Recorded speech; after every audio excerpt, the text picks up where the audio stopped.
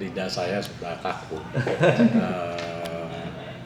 Jadi campur aja Inggris sama bahasa. Gimana ya? Kalau partai politik di Indonesia, kita harus kembali ke zaman parlementer, demokrasi terpimpin, karena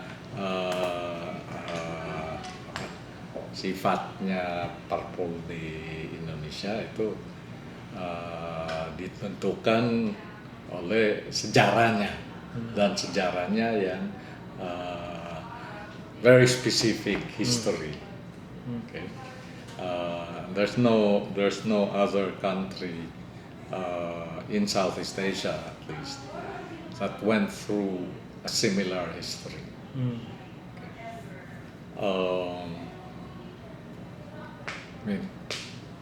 In Southeast Asia, actually, Indonesia is the only country which had political parties in the classical sense of the word. Artinya punya social base yang tertentu, punya ideologi, punya disiplin. Nah, itu zaman parlementer begitu. Masuk zaman Soekarno, demokrasi terpimpin. Because elections were stopped, there were no more elections after the 1957 elections. Competition, parties are determined by the kind of competition they participate in. A classical party like PKI, PNI, Masyumi, like parties in Europe, if you don't have elections, parties become distorted, because political parties are for elections. Nah, then you had the democracy terpimpin period. The only competition was mass mobilization. Okay, and if you combine that with the fact that Masyumi got banned, PSI got banned, NU ya nurut darah. So the only competition, especially since the competition was for mass mobilization, the only competition in the late 50s and first half of the 60s was really mass mobilization. Saya pertama kali ke Indonesia masih sempat ikut mobilizationnya PKI, PNI. Kalau ada demonstrasi di mana kurang dari 1 miliar that participate, that's considered a failure.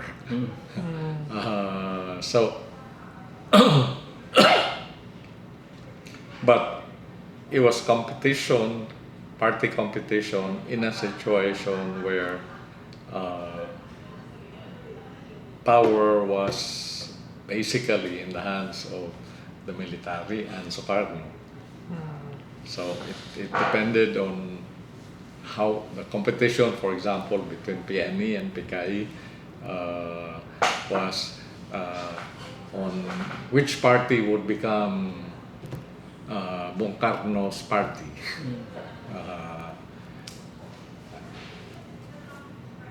Dihapuskan sistem itu after 1965. So and when were the three parties under Orde Baru created?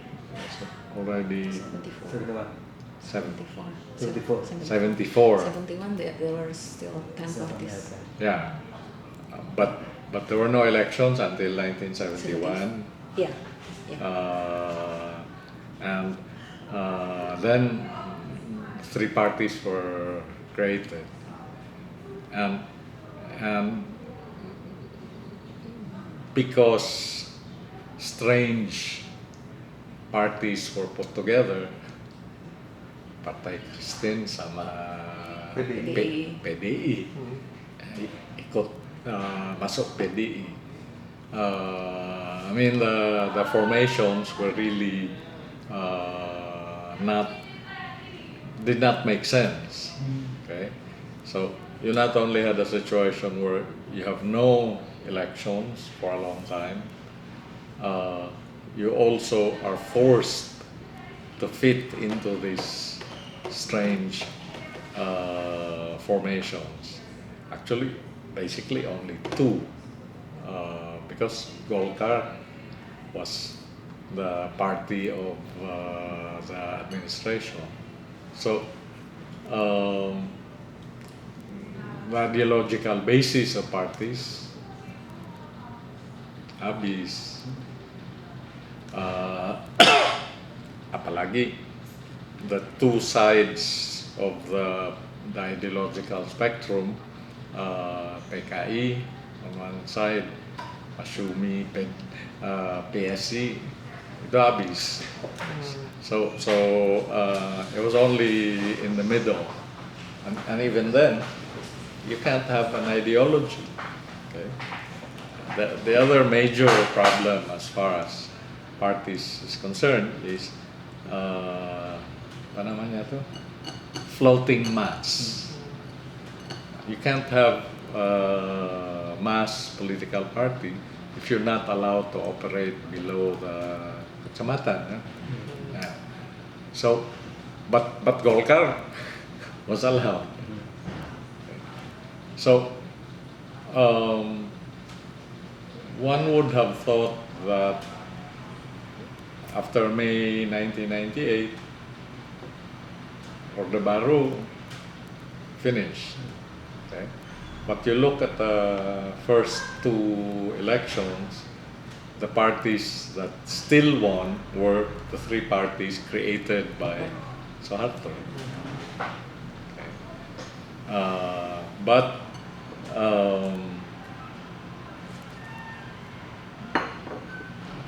you had a situation where, because the authoritarian system collapsed, and it was an authoritarian system that was highly centralized and focused on the executive, because you have legislative, judiciary, executive, but then legislature, Orde Baru, useless. Same thing with the judiciary. Okay? But when the authoritarian system collapsed, it's the executive that collapsed. Okay?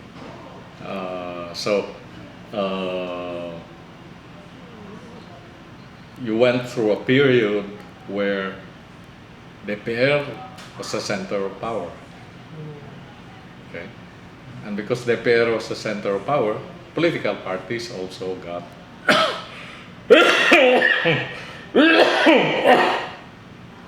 a lot of power.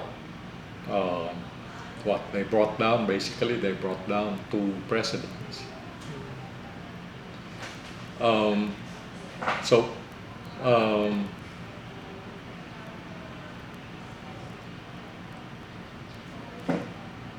In that, I mean, that situation after 1999, the 1999 elections, happened at the same time as radical decentralization program. Okay.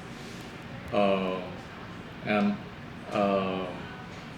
in theory, the decentralization should have been good for the parties because now they can build a base in the provinces.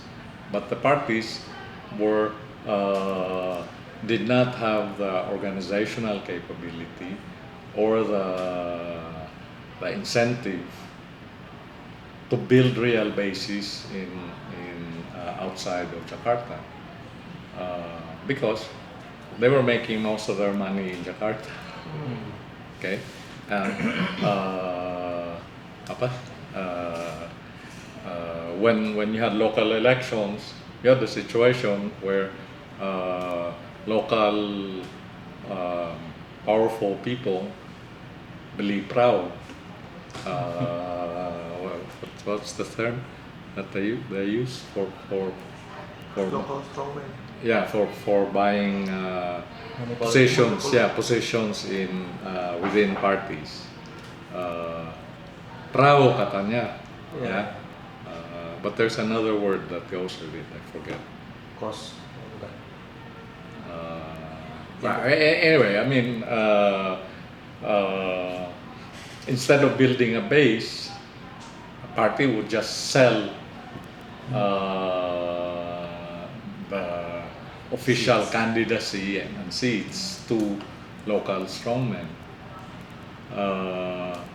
And then you have a situation where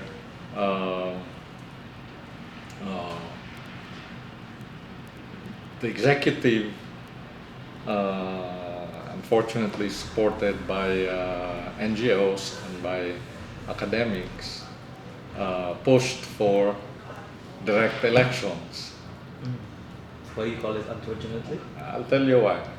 Okay, direct elections of president, direct elections of local chief executives. Okay, but I think the problem is you have a political system in Indonesia which is like the duck-billed platypus. It's neither bird nor fowl nor fish. It's not presidential. It's not parliamentary. And the two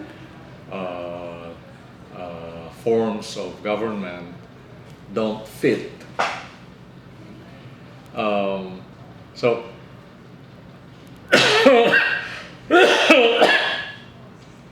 you can't develop political parties in this kind of situation. First, because the mix of direct and parliamentary creates a situation where parties, for all intents and purposes, are not necessary during direct elections.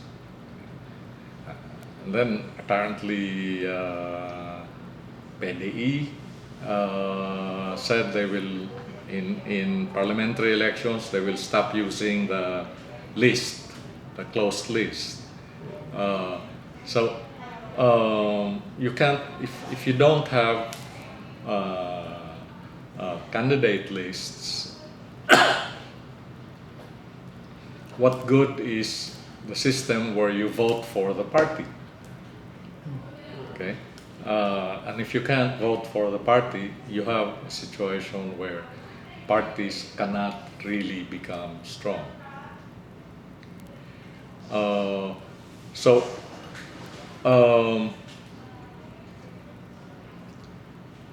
And then you have the problem of radical decentralization in 1999, but then it's pulled back. You have an ongoing process of re-centralization of your political system, and again, neither fish nor fowl. Yeah, it's a situation where is Indonesia decentralized? Is it centralized? It's both, and it's not clear in what way it's centralized, in what way it's decentralized.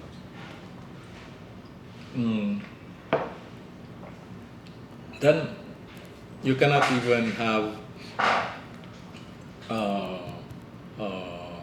you can't even build real political parties because the what is it now? 5 major parties, 7, 7. 9 in the parliaments. Yeah. Big, yeah, The big five. ones. Yeah, big 5. Big ones are 5. Okay. The big 5 constitute a kind of cartel. Okay. And the main rule for a cartel is make it difficult for entry, make entry difficult.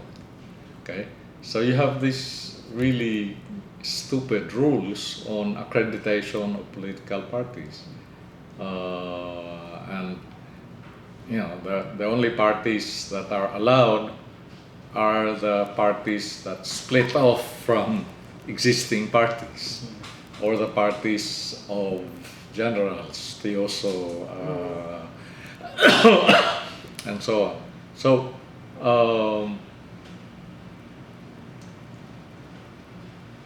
unfortunately, the conditions for building political parties, real political parties in Indonesia, don't exist. Even a European-style political party is very difficult. A mass party, PNI, PDI, PNI, PKI style, is also impossible. So,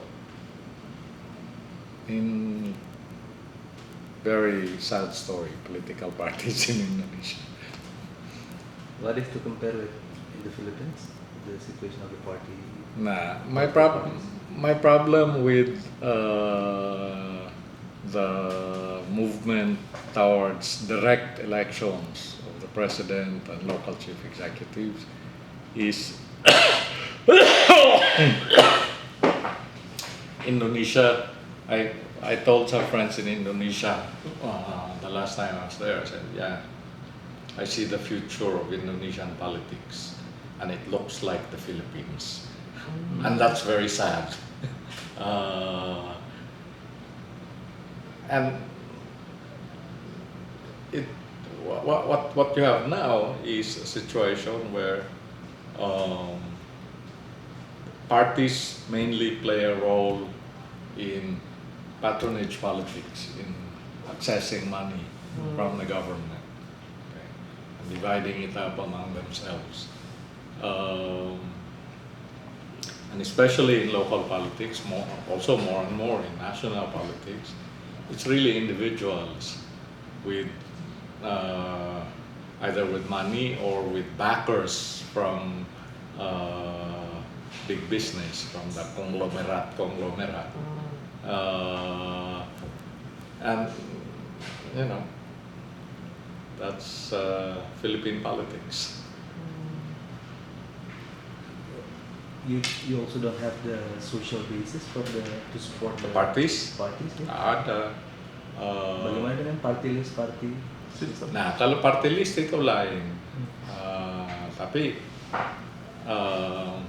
gimana ya? Now let's start with Philippine political parties. What's the history of Philippine political parties? If you start during the American colonial period,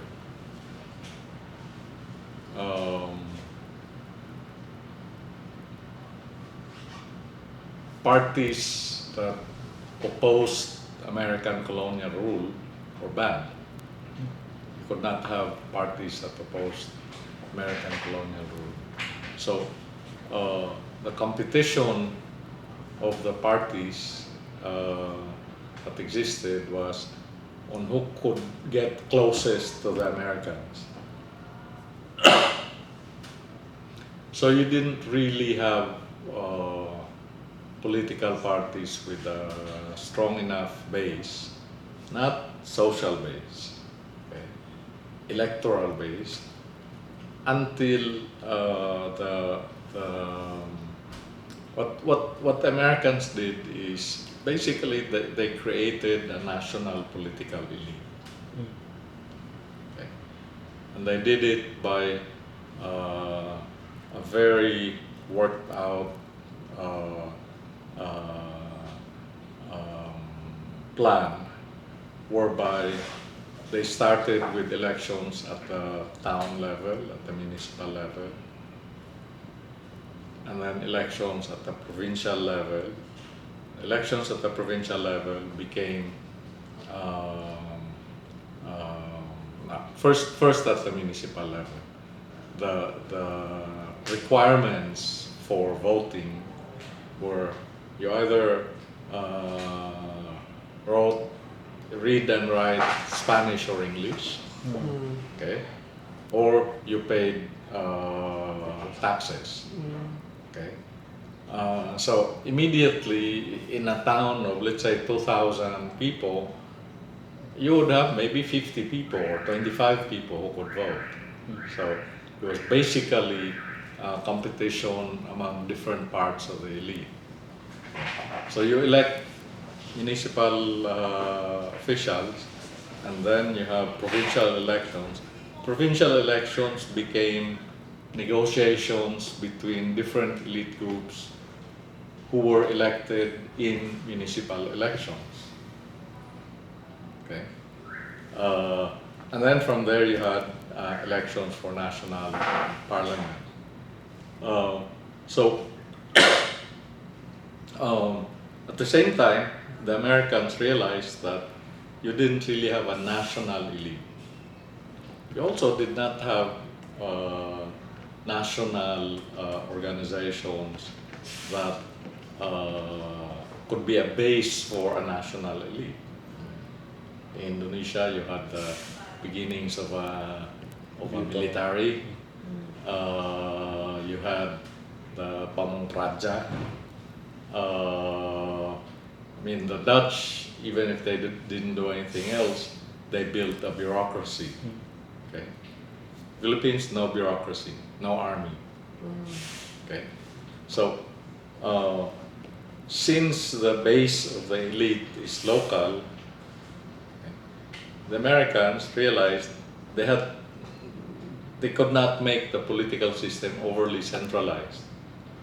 So you had a political system that was decentralized. And it was decentralized especially because your elite groups, the scope of their power tended to be local power. Now,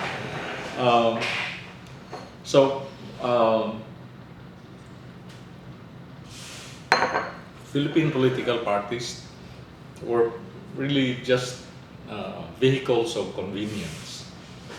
You have an election, you bring your friends together, and then you run in an election together. If you have a powerful politician like Quezon in the 1930s, he can control things so that for all intents and purposes you have one political party, one and a half political parties. But then as the electorate grew, okay, from maybe in the first elections you had altogether 500 voters in however many, maybe 50 municipalities. As the electorate grew, parties had to change the way they competed in elections. So that then set the basis for the development of political parties. Since the parties are all parties of the elite, there's no need for ideology. Okay.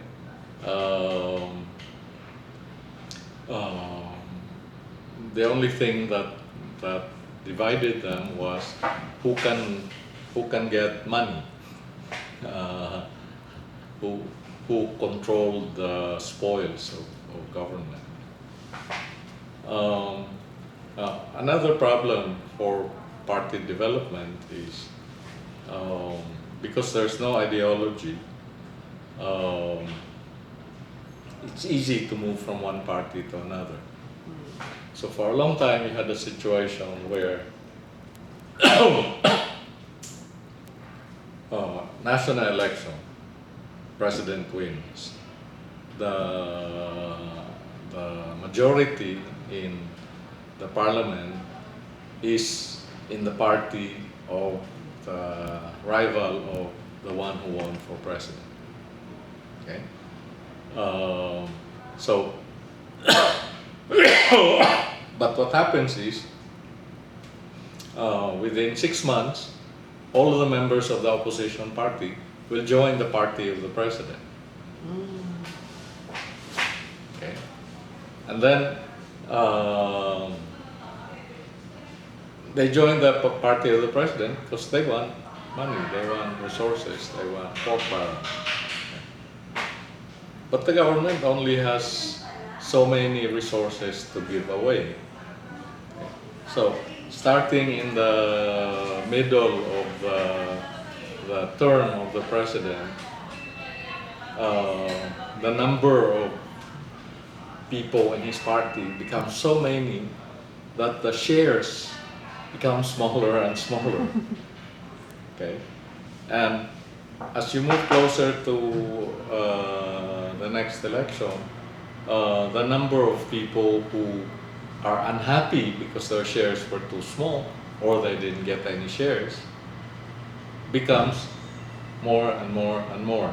And then a powerful politician will take advantage of that in the next election. He will win. Okay? But the party of the president will still win the majority. And then it just continues like that. The party list system,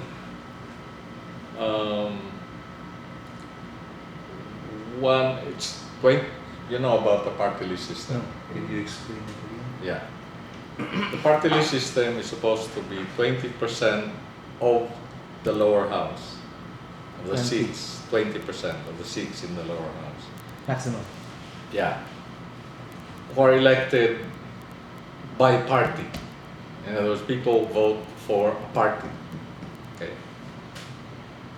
But the law, and actually starting with the constitutional provision for party list elections,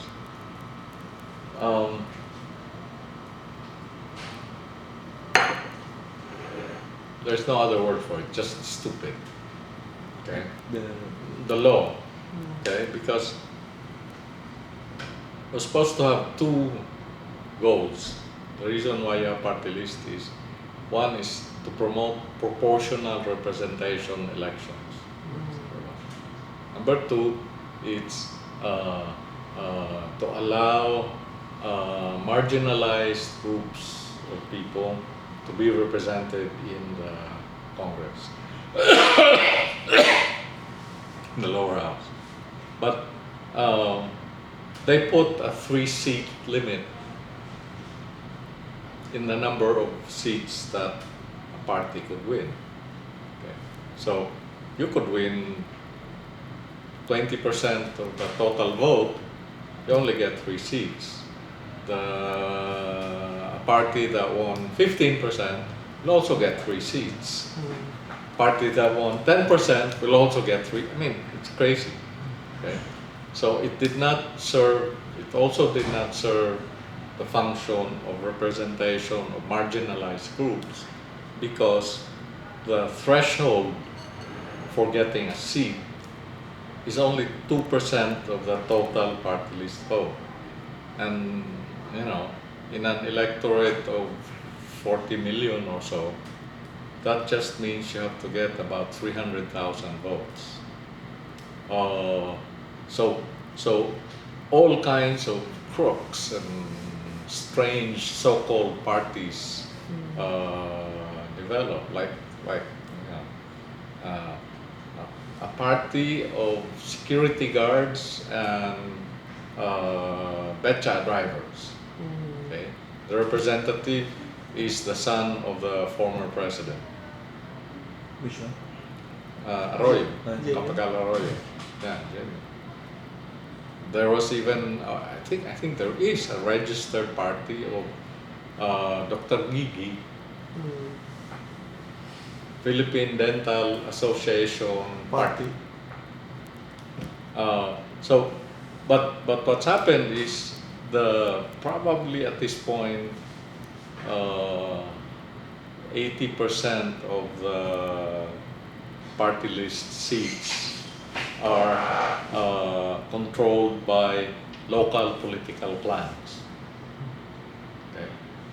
Then you have the Communist Party. They built front parties.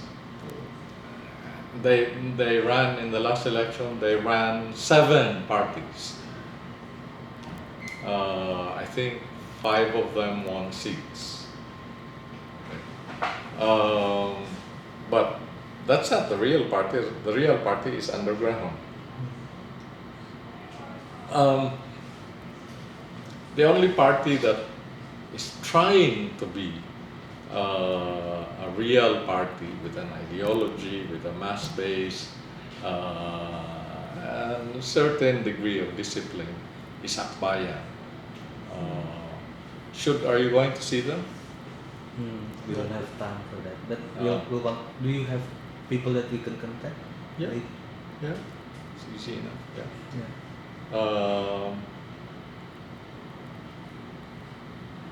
yeah. It's a. I'll give you very specific problem that indicates the state of Philippine political parties. The party of President Aquino is the Liberal Party. In 2005, the leadership of the Liberal Party asked President Arroyo to resign because she cheated in the elections a year before.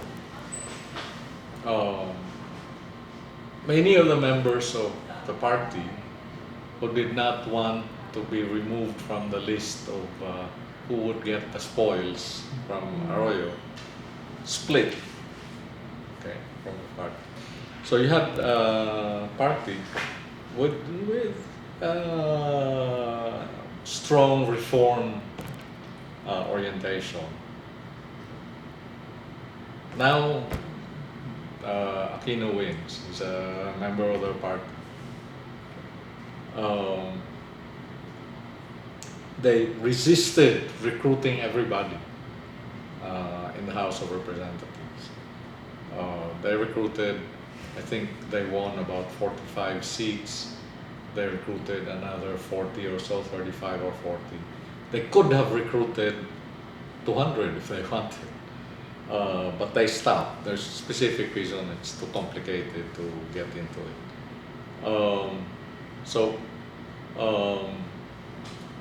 And then they're the ruling party, but they're not doing anything to build the party in the local. They're just depending on the power of the president.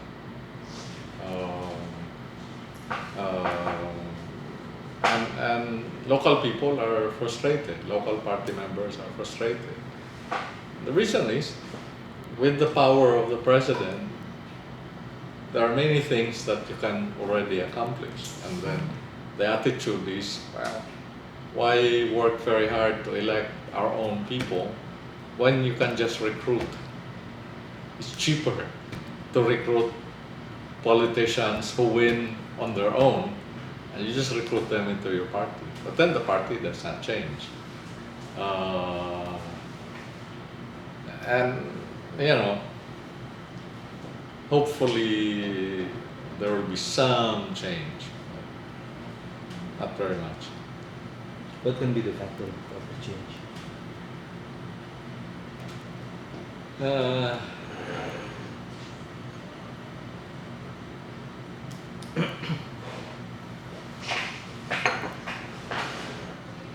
A national leader who really believes in the need to build political parties, become strong enough to say, this is what we're going to do.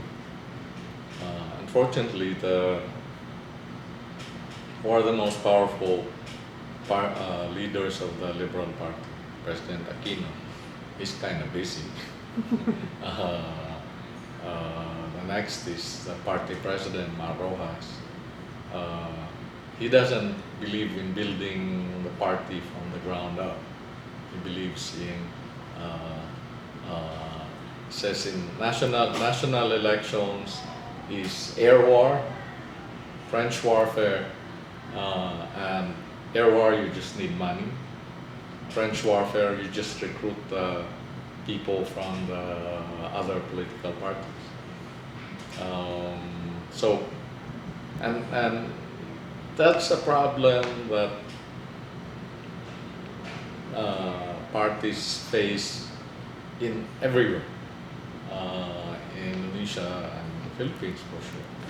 But media has just gotten so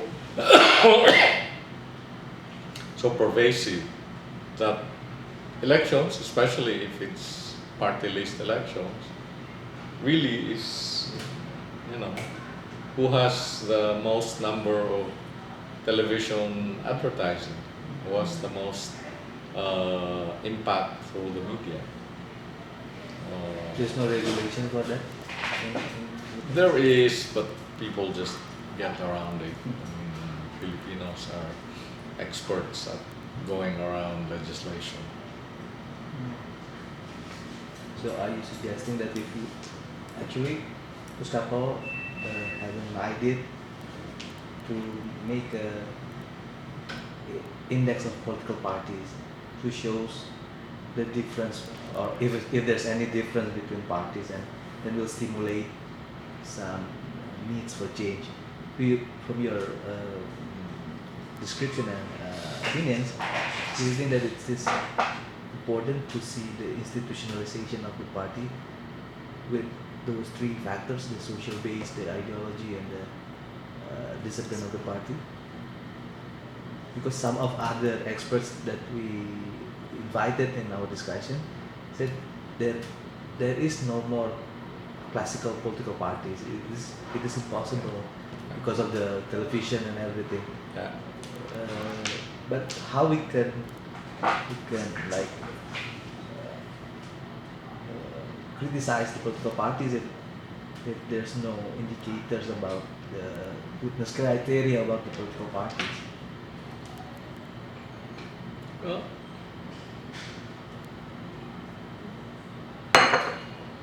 we have to go back to what is the function of parties. Can we go outside? Okay. I'm coughing.